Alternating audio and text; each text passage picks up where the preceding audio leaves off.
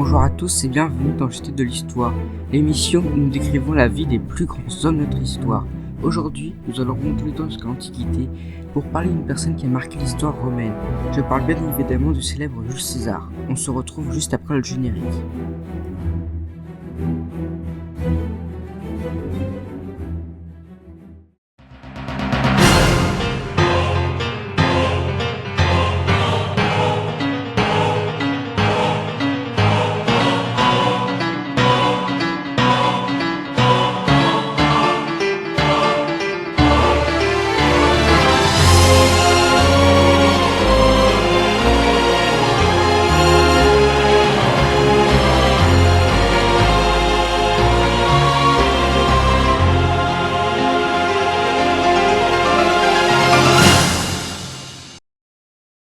Caius Iulius Caesar, né en -100 avant Jésus-Christ, Caius est son prénom, Iulius son nom de famille.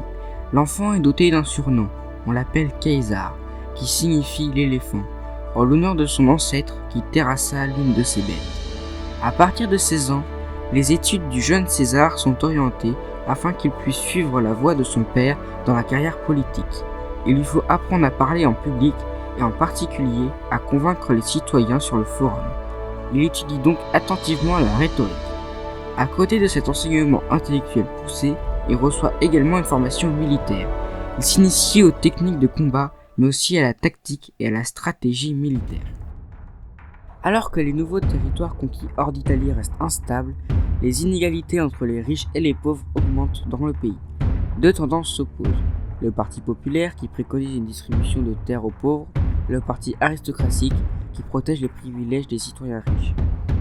Alors que Jules César et sa famille sont liés à Marius, chef du parti populaire, celui-ci meurt en -86, laissant Sylla à la tête du parti aristocratique, maître absolu de Rome de -82 à -79. Jules César connaît alors de graves problèmes financiers et il quitte Rome pour faire son service militaire en Asie mineure et dans les îles grecques. Âgé d'une vingtaine d'années, il en profite pour suivre à l'étranger les cours de professeurs renommés. César ne revient à Rome qu'en -78. Jules César entreprend une carrière politique dans le parti populaire. À l'approche de sa 30e année, il entame le cursus honorum. En -69, élu questeur, il se rapproche de Pompée, qui domine la vie politique à Rome depuis la mort de Sylla et qui était consul l'année précédente. En -65, il est édile et devient populaire en organisant à ses frais des combats de gladiateurs très appréciés par les Romains. Élu grand pontife en -63, en -62, il était prêteur, puis en -61, il devient gouverneur en Espagne. En -59, César élu consul, à 41 ans, il atteint la fonction politique la plus prestigieuse, maître de la République romaine pendant un an. César fait distribuer des terres en Italie aux anciens soldats de Pompée et aux citoyens pauvres. Pour faire plaisir à ses électeurs et se faire des amis parmi les sénateurs, il n'hésite pas à dépenser beaucoup d'argent.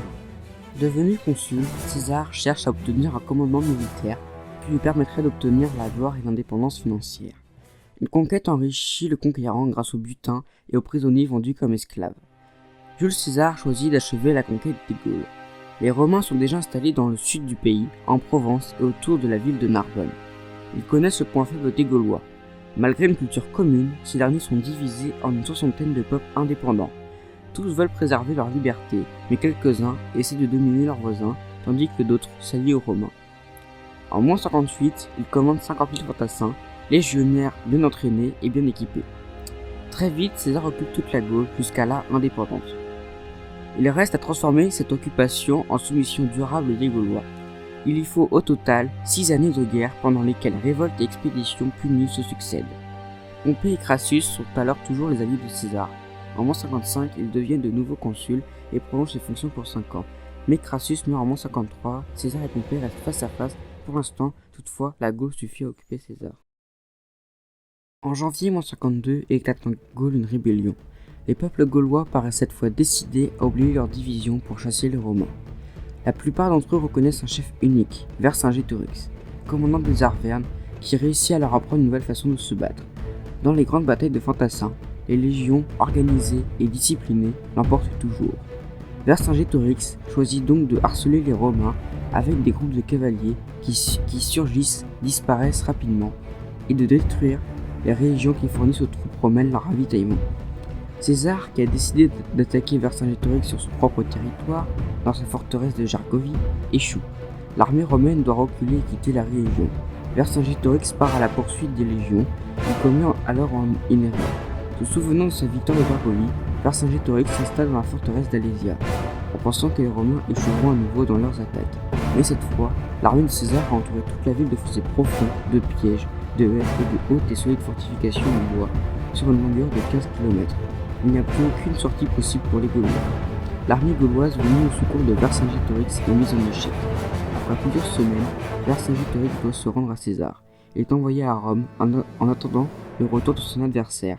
Avec beaucoup d'habileté, César se montre indulgent avec les vaincus, car il lui faut maintenant préparer la paix. Vercingétorix, quant à lui, est traité conformément aux usages romains. Il figure enchaîné dans le triomphe du général vainqueur à Rome en moins 46, puis est exécuté. Âgé de 50 ans en moins 50, César jouit de la gloire militaire, de la richesse et de la puissance. Il dispose d'une armée dont la plupart des soldats lui sont personnellement fidèles. Depuis la mort de Crassus en moins 53, la rivalité entre César et Pompée commence à se transformer en un conflit ouvert. De nombreux sénateurs craignent que César s'empare du pouvoir à Rome pour lui seul et fasse disparaître la République. Il avait déclaré en moins 61, alors qu'il traversait un modeste village des Alpes, qu'il préférait y être le premier plutôt que le second à Rome. Effrayé par la gloire militaire et la puissance de César, le Sénat choisit d'aider Pompée.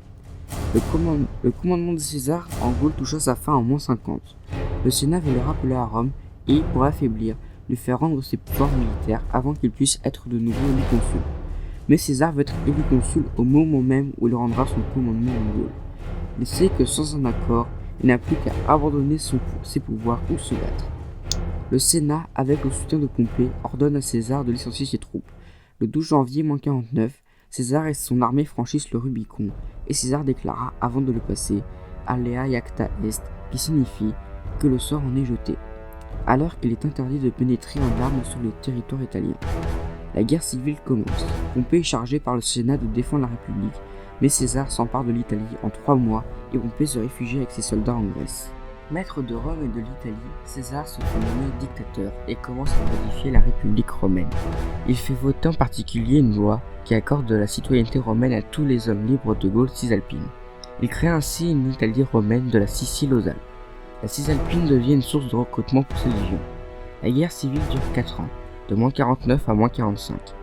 Jules César traverse alors la mer Adriatique pour atteindre la Grèce pour affronter Pompée lui-même, qui recule à son arrivée. La bataille décisive a finalement lieu à Pharsale, en Thessalie, le 9 août 48 avant Jésus-Christ. L'armée de Pompée, en présence de 40 000 hommes, est massacrée ou faite prisonnière. Seuls les chefs parviennent à s'échapper. César les poursuit en Égypte, mais dès qu'il débarque, on lui montre la tête de son ennemi, tué par Cléopâtre. César passe plusieurs mois en Égypte, et elle est une jeune princesse ambitieuse, Cléopâtre, qui réussit ainsi à devenir reine d'Égypte à la place de son frère. On raconte que le charme de Cléopâtre l'a séduit. En moins 47, elle donne naissance à un fils, Césarion, et affirme que César est le père. La beauté de Cléopâtre était célèbre, mais la richesse de l'Égypte aussi. Avec César, le pays perd son indépendance et devient un royaume protégé par Rome. Ayant dû combattre un allié de Pompéien, le roi du Pont, en Asie mineure, il l'emporte après quelques heures d'un combat éclair et envoie à Rome ce message très court mais plein d'orgueil. Veni, vidi, vici, qui signifie « Je suis venu, j'ai vu, j'ai vaincu ».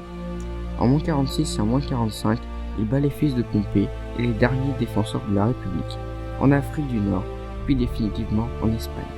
De retour à la capitale, il célèbre ses triomphes. César peut considérer qu'il est maintenant le maître absolu de Rome. À 55 ans, il aime porter sur la tête une couronne de laurier, symbole de ses victoires. Il est parfois frappé de crises d'épilepsie, mais supporte sans peine la fatigue et l'action ne lui fait pas peur. Il est consul et dictateur à la fois, ce qui en principe est impossible. Il peut empêcher le vote des lois qui ne lui plaisent pas, sélectionner les candidats qui se présentent aux élections, nommer de nouveaux sénateurs et des consuls qu'il choisit lui-même, déclarer la guerre ou faire la paix. Il a sous ses ordres toutes les légions, il dirige les finances, il est devenu la personne la plus riche du monde romain. Il contrôle absolument tout. De plus, César est populaire. Il offre toujours au peuple des combats de gladiateurs. César utilise son pouvoir pour créer des réformes, après avoir demandé leur avis aux astronomes. Il crée les années bissextiles, et ce nouveau système que l'on appelle julien en souvenir de César, existe toujours, légèrement modifié. César modifie la ville de Rome par de grands travaux et des constructions impressionnantes. Il crée un nouveau forum, car l'ancien est devenu trop petit. Un splendide temple en marbre consacré à Vénus domine une immense place. Face au temple de la déesse, César fait dresser une statue le représentant sur son cheval favori. Le public peut admirer des fontaines et des superbes œuvres d'art offertes à la déesse. Il restaure aussi le grand cirque qui sert aux courses de chars, entreprend la construction d'un nouveau théâtre et décide d'ouvrir la première bibliothèque publique de Rome. Il entrevoit d'édifier un énorme temple à Mars, dieu de la guerre et époux de Vénus. Pour agrandir la ville, il prévoit de détourner le Tibre. Mais César est de plus en plus haï par un certain nombre de Romains, qui considèrent qu'il se prend pour un roi, voire un dieu.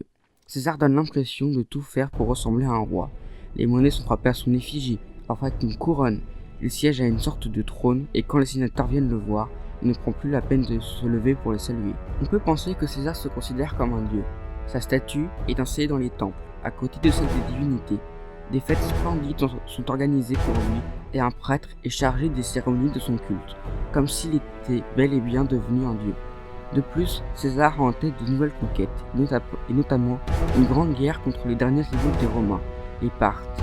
Avant de quitter Rome, le dictateur doit réunir le Sénat le jour des Ides de Mars, et le bruit court alors qu'il va être proclamé roi. Pour l'en empêcher, les sénateurs décident secrètement de préparer son assassinat. Parmi eux, il y a d'anciens partisans de Pompée et des Césariens, conseillers et proches du dictateur.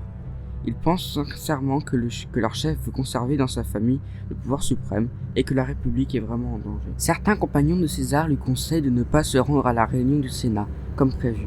L'un d'entre eux, le matin même, lui transmet un message qui dénonce tous les détails de la conjuration. Mais le dictateur n'a plus le temps de le lire, et il entre dans la salle où les sénateurs sont déjà présents. Sans attendre, les conjurés, qui portent des poignards dissimulés sur leurs vêtements, entourent César. L'un d'entre eux donne le signal prévu. Ils se précipitent alors sur lui pour le frapper de leurs poignards. Le dictateur essaie de se défendre, mais il est seul. Effrayés, paniqués même, les partisans du dictateur et les sénateurs qui n'étaient au courant de rien s'enfuient dans la confusion la plus totale.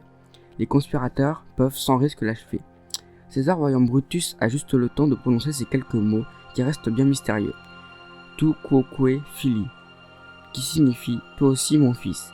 Est-il seulement déçu et horrifié de voir que celui qu'il a considéré comme son fils participe à la conspiration? Prononce-t-il une malédiction contre Brutus en souhaitant qu'il connaisse lui aussi le même sort tragique? On ne le saura jamais. Perdant tout espoir, César se voile le visage avec son vêtement pour ne pas finir d'y figurer. Il tombe, percé de 23 coups de poignard. Les conjurés sortent du bâtiment criant que le tyran est mort et qu'ils ont enfin rétabli la liberté de Rome. À peine assassiné, Gaius Julius Caesar entre dans l'histoire et dans la légende. Sa mort n'efface ni son souvenir ni son exemple. Il n'a pas pour effet la restauration du fonctionnement traditionnel de la République, mais de nouvelles guerres civiles. L'été suivant l'assassinat, une étoile filante traverse le ciel italien. Les partisans de César prétendent qu'il s'agit de son âme qui rejoint les dieux. Ils décident alors de construire sur le forum un temple en l'honneur de cette nouvelle divinité qu'ils nomment Divus Julius, le divin Jules. Une statue y est installée et l'on y représente aussi l'étoile. En moins 42, une loi organise son culte dans toute l'Italie. C'est ce que les conspirateurs avaient redouté et voulaient éviter. César avait un héritier, son fils adoptif, Octave. Celui-ci est bien décidé à succéder à son grand-oncle par tous les moyens, y compris la violence et, s'il faut, la guerre civile. Au bout de 13 ans de guerre, il finit par concentrer en ses mains presque tous les pouvoirs. La République n'est plus qu'alors qu'un fantôme. Octave obtient la monarchie, le pouvoir d'un seul, l'Empire commence.